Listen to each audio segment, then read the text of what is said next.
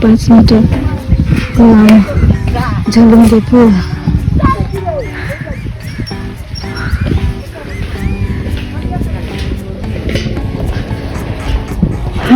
यो पुल बन्नुभन्दा अगाडि तलबाट हिँड्थ्यो हामीले।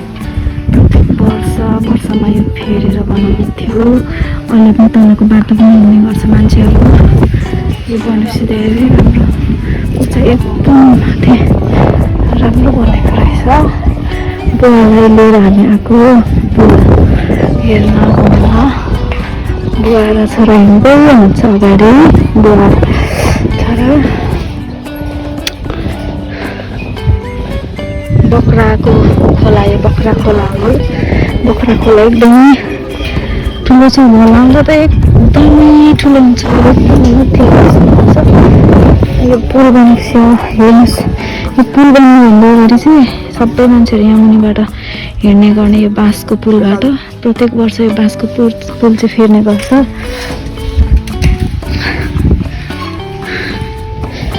बक्राको पुल हेर्दै हुन्छ। बुवा आउनु मन थियो यो पुलमा। कस्तो गर्नुको रहेछ यो पुलमा पनि जानुपर्ने भन्नुभएको थियो। अनि आज हामी ओह्राबारीबाट आएर बुवालाई सिधा लिएर आएको। बुवा 94 वर्षको हुनुहुन्छ। हेर्नुहोस् हिँडेर जाँदै हुनुहुन्छ अगाडि हिँड्दै। बुवा मर्नु भएको धेरै भएको थियो अरे यो एरिया, यो पुल बनेको एरिया। हेर्नुहोस् बक्रा खोला बगिरहेछ। बक्रा खोला बगिरहेछ सट्ट। सबै हेर्न सक्नुहुन्छ। बुवा थाक्नु भएको र बिसाइरहनु भएको छ। हेर्नुहोस् त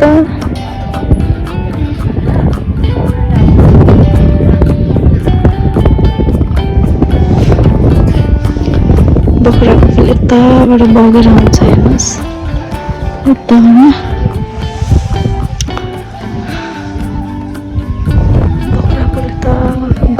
बक्रा पुलले चाहिँ सिमाना छुट्याउँछ।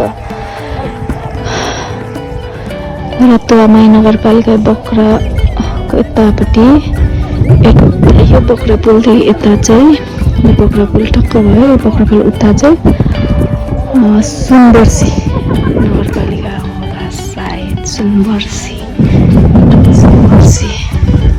अनि यो उता चाहिँ रतुवामाई नगरपालिका। हामी रतुवामाई नगरपालिकाको। अनि सुनवर्सीपट्टि हाम्रो मामा घर। बाबाहरू चाहिँ पर धेरै पुगिसक्नु भयो। म पनि छिटो हिँडेर बाबाहरूलाई भेट्ने कोसिसमा छु। यहाँ धेरै मान्छेहरूले टिकटक भिडियोहरू बनाउने गर्छन्। शनिबार त यति धेरै भिड हुन्छ। यहाँ कलेज स्कुल बिदा हुने भिडियो बनाउन मात्र छ। यहाँ 2जना भाइहरू छन् भिडियो फोटो खिचिराख्ने। हिँडेर अगाडि पुग्छौँ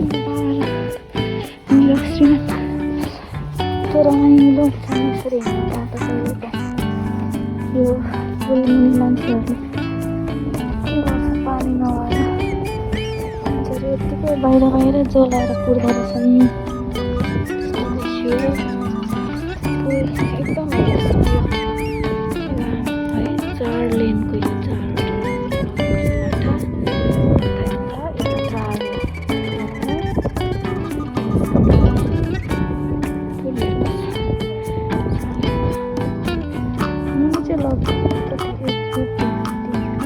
जतिको छ कि नि।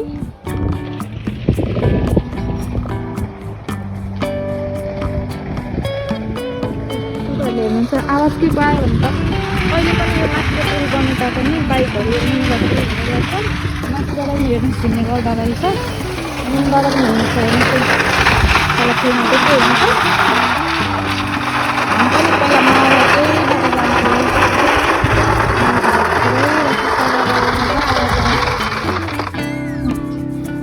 अनि पुल तर्दाखेरि मुनिबाट पुल तर्दा प्रत्येक साइकलको कति तिर्ने गर्छ। साइकलको छुट्टा भाडा लाग्छ। टेम्पो छुट्टै लाग्छ। पैसा तिरेर मात्रै त्यो बाँसको पुल तिर्नु पर्नुपर्छ। किनभने यहाँको स्थानीयले यो बाँस प्रत्येक वर्ष त्यही उठेको पैसा सङ्कलन गरेर बाँसहरू किनेर यसरी पुल बनाउने गर्छन् गर्थे। अब अहिले पनि पुल त तल पैसा उठाउने गरेर चाहिँ गर्छ यतावत नै हुन्छ होला यस्तै। मान्छे हेरिरहनु भएको छ हेर्नुहोस्। वाह थाक्नु भएको छैन हो कस्तो रमाइलो भयो। यत्रो अग्लो पुल त मैले पहिलोचोटि देखेको बुवा। लामो चाहिँ अब उता गएको छैन अग्लो बनाएको बुवा माथि है।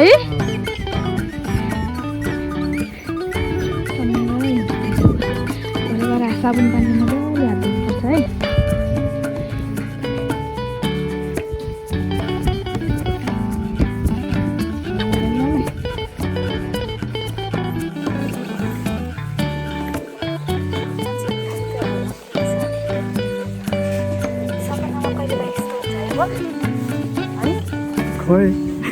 हल्लाउँछ नि पुलमा हिँड्दा सपनामा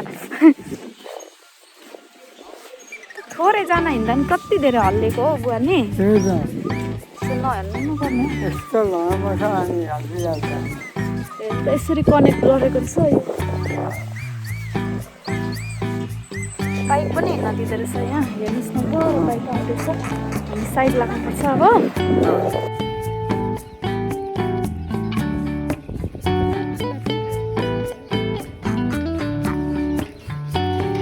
हामी यता आइपुग्नु हो 5 मिनट जस्तो भयो।